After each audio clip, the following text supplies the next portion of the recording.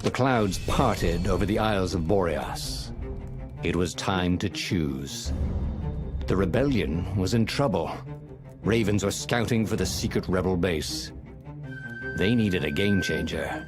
Pieces of the Sky Ripper had surfaced. Renato knew that using it could go catastrophically wrong, but he was sure he could figure out how to use it safely. Also, a temple had risen out of empty desert. The Iblis stone was hidden there. It was a dangerous artifact. It could corrupt its user into a bloodthirsty monster. Maybe he could find a way to use it, to take its power without surrendering to its wickedness. And also, his old friend Lapino needed rescuing. Of course, Renato had a pretty strong suspicion that Lapino had betrayed the rebellion, and he had a gut feeling that he needed to use that to his advantage.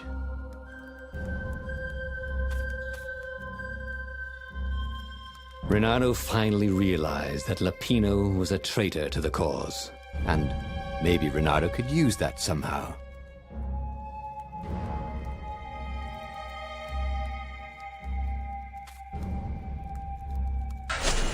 Ah, Lapino. Apparently, the Mad Rabbit had sold a Pegasus that he did not exactly own.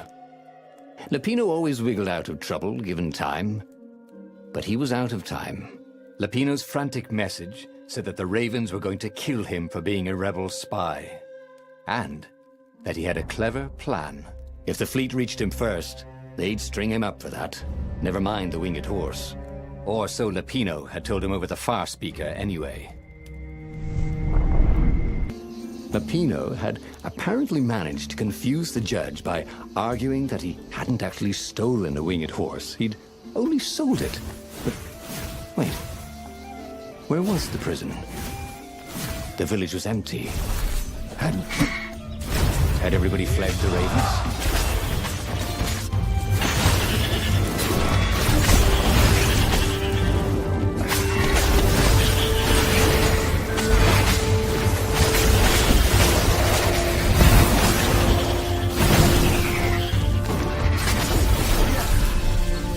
People were frightened these days. Just 2 weeks past, Renato had sneaked through an empty town and listened to the Ravens caw about the Emperor's new taste in ritual sacrifice.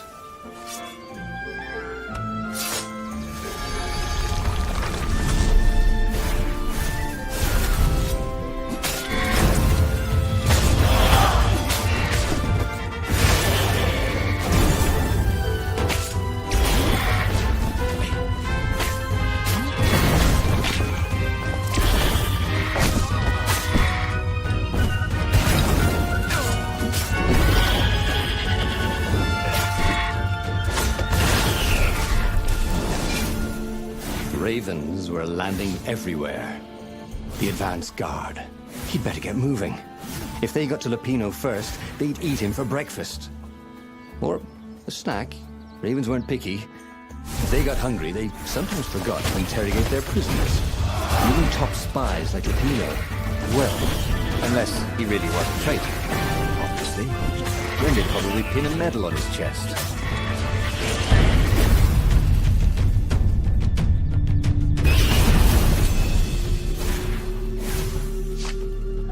Lapino would betray him. But now Renato knew that. What would Lapino do if he knew that Lapino was going to betray him? Well, he'd concoct some crazy scheme, wouldn't he? That used Lapino's betrayal against him and it would blow up in his face. Maybe he was overthinking this. That would be a first.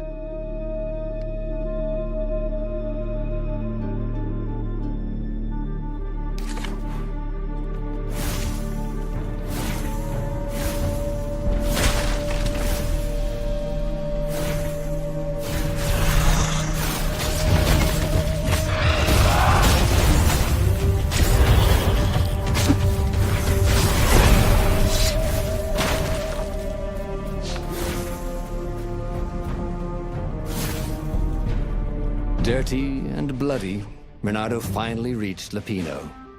The rabbit was practicing his shuffle. Renato recognized the cards. It was Lupino's favorite deck. Oh, I thought you were in danger. I am. The Ravens are coming.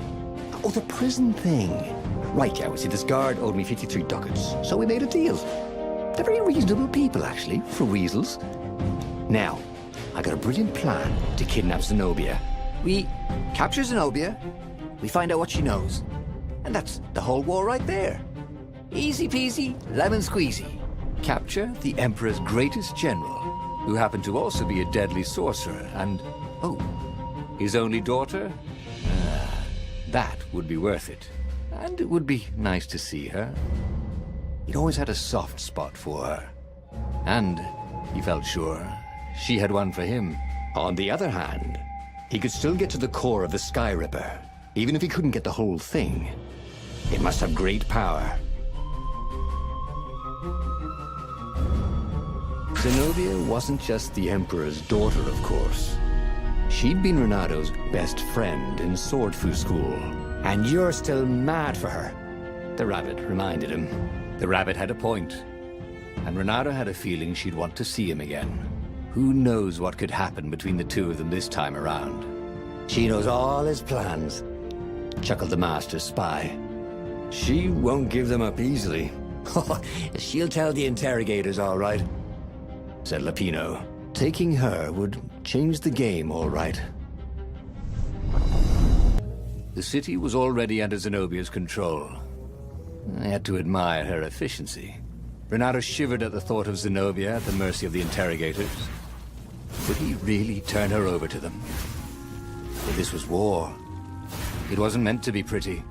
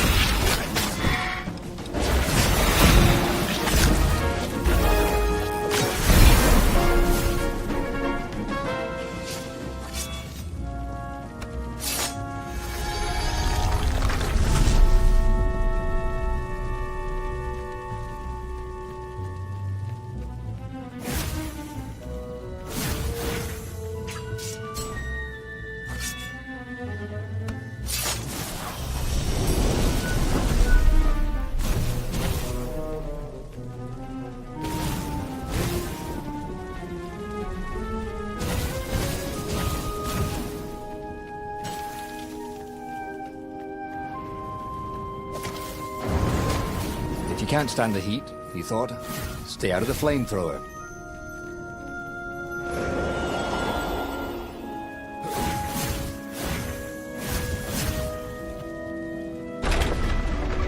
Why was Lupino urging him to capture Zenobia?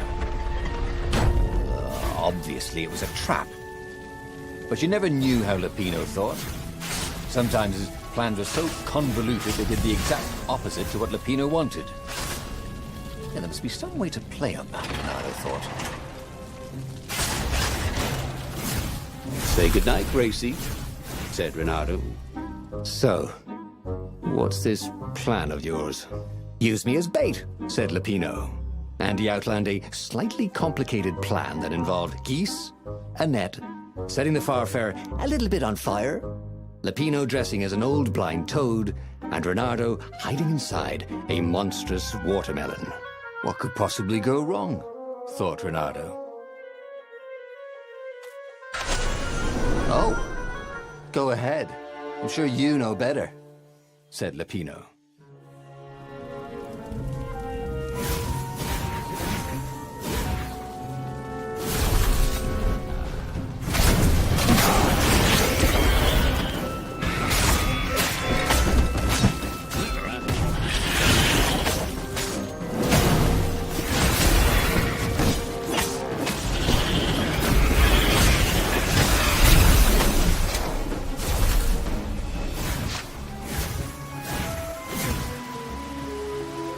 Renato slinked through Zenobia's ship, making no sound at all.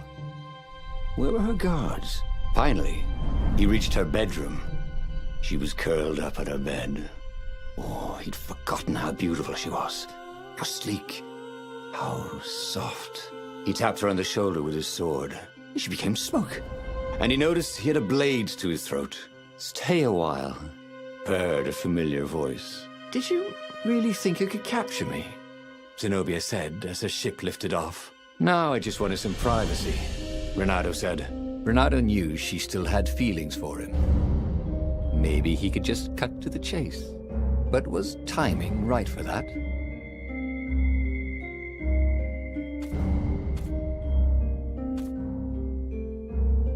Did you ever wonder why the Emperor adopted you? And he told her why.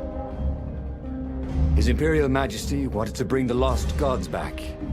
They could make him immortal. To seal the bargain, he needed a sacrifice. Someone who truly loved him. You're lying. She was furious. You can't prove that. I can. And so, we set sail for the Nexus.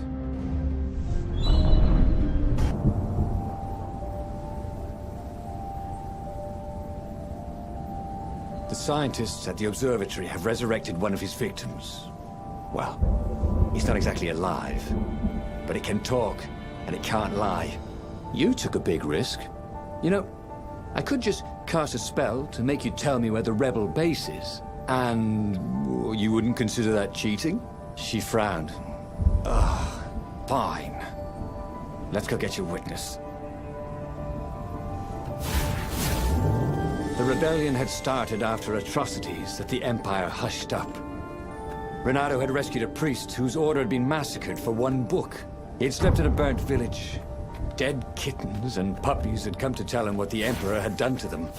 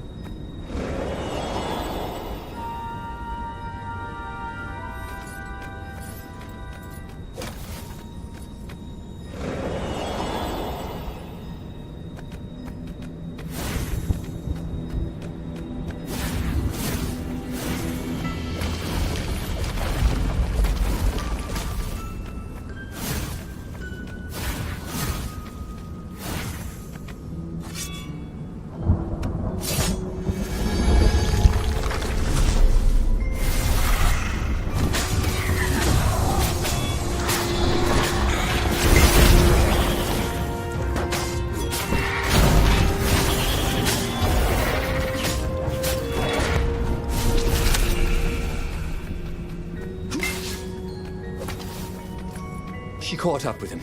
Don't you think I'd know if my father started practicing black magic? Why? Would you want to join in? Oh, no, I'd destroy his books and... All right, I suppose I wouldn't. She stopped, troubled. He ran on.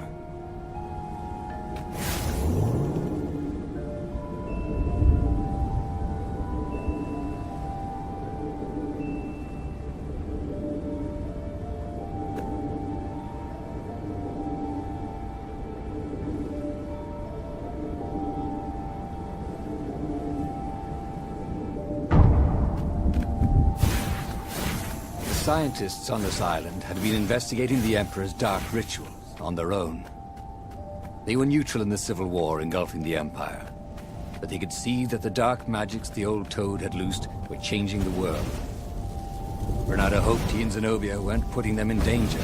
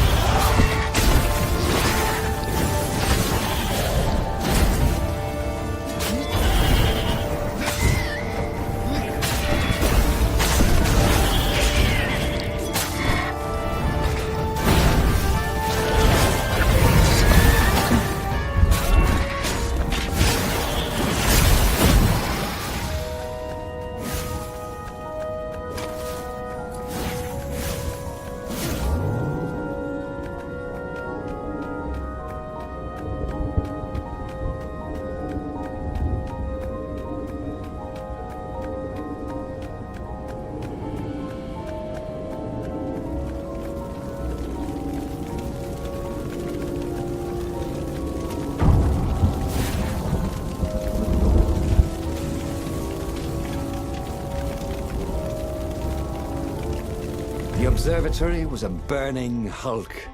Dead scientists and black feathers everywhere. The Ravens had taken care to burn the reanimated witness to cinders. Zenobia stared around, shocked. The scientists had been neutral. They had no part in the rebellion. "Take me to your council," she said, shaken. "I have things to tell them." It was what Reynardo had gambled on. The Zenobia would turn against her father once she knew his madness. But the rebel base was secret. Could he really risk taking the Emperor's daughter there, even if she did love him? Reynardo reached Lapino by Farspeaker Toad. No, we should take her to the base. Insisted Lapino. "No, I don't trust her. Nobody changes sides that fast," said Reynardo. I better go to the base. Let them know you've got her. Lapino said. For some reason, Reynardo wasn't sure that was a good idea. "Just meet me at the far side of the mountains. There's a shuttle here I can take." Always has to be your way, doesn't it? Said Lapino.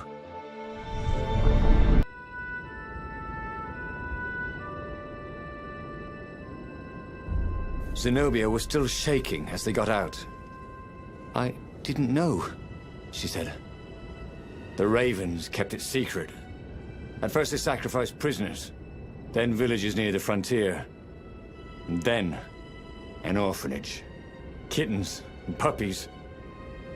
Sometimes he'd come back to the palace and it was like there were glowing things behind his eyes. I was so busy." "I'll clear a path for us," Reynardo told Zenobia, "so the Ravens don't see you."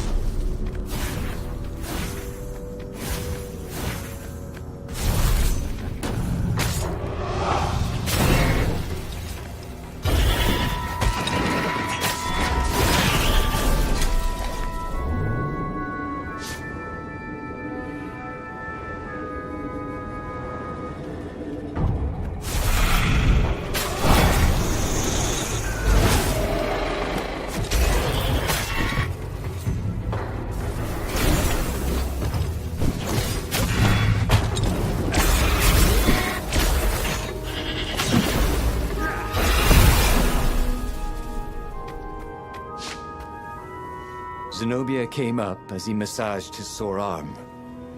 Her eyes were wet. He's been saying strange things. He asked me to do experiments. And some were wrong. They are banished, right? Said Reynardo. Gone forever. I mean, he couldn't actually bring the old gods back, could he? She didn't answer him. That frightened him more than anything.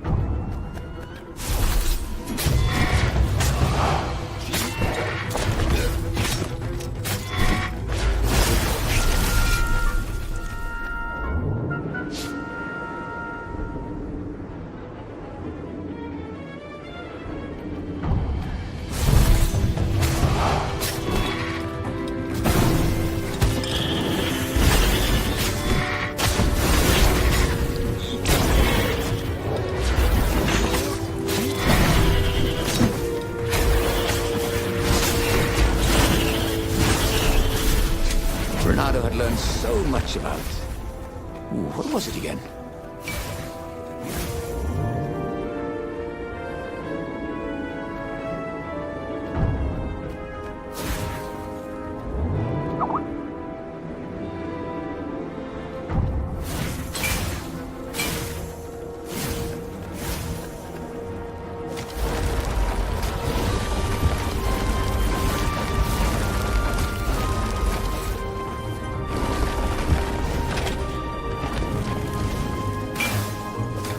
Reynardo wondered if he should have taken Zenobia to the rebel base for real.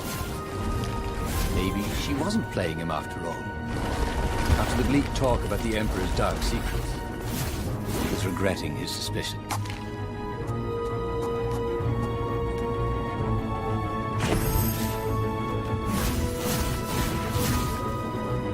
They came up on an empty shack. He gestured her in. "Where's the base?" she asked, confused. "I thought we could talk a bit first." Oh, you think I'm playing you? She was furious. I'm betraying my father who picked me out of an alley, and you think I'm playing you? She lashed out. Her claws sliced fire into his face. Energy boiled in her other paw. But before she could kill him, he slashed his sword into her heart. She staggered. "I could have loved you, you son of a bitch." And then she died. Reynardo stood there for hours, unable to move. Finally, a ship landed near him. Lapino had brought the Farfarer. On board the Farfarer, Lapino couldn't stop grinning. "I can't believe you actually killed her. Why didn't I trust her?" Reynardo said. All he could feel was emptiness. "You killed the Emperor's daughter. You might want to run for it, if you care whether you live or die, that is." Since Reynardo didn't, he grabbed the wheel, and he sailed for the Imperial fleet.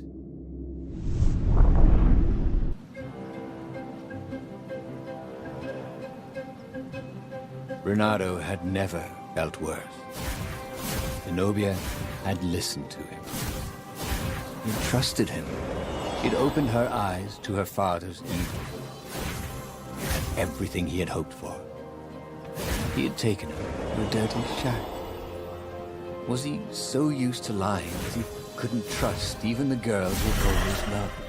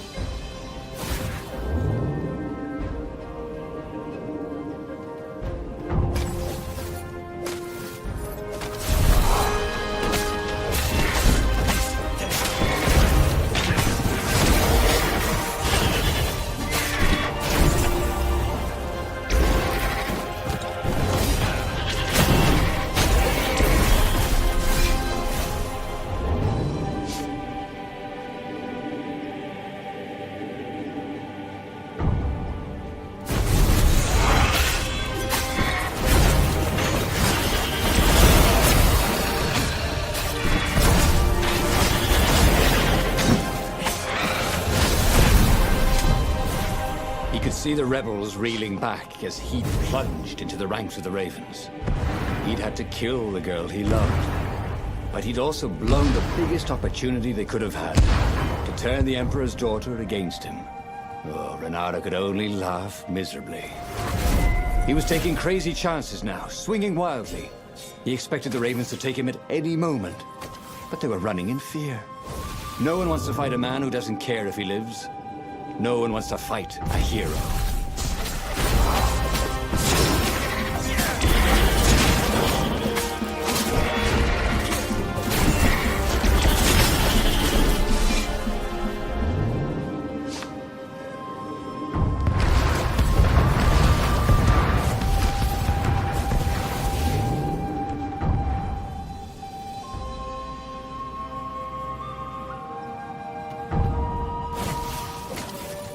Soon he'd confront the Emperor.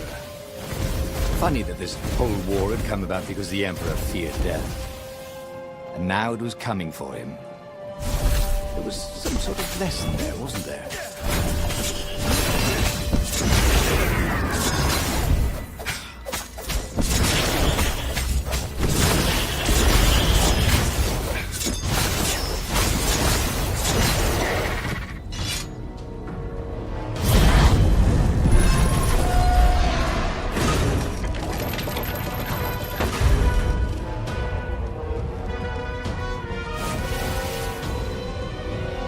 He was exhausted.